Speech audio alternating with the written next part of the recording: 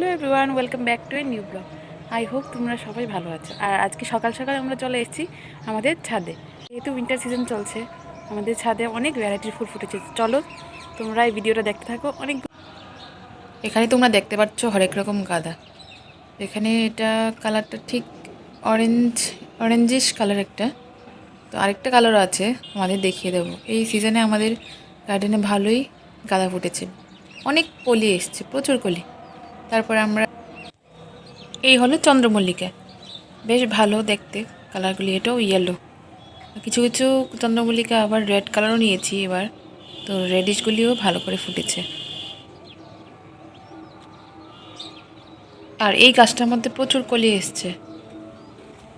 এখানে দেখো আরেকটা ভ্যারাইটি গাঁদা ফুলের, খুব সুন্দর দেখতে।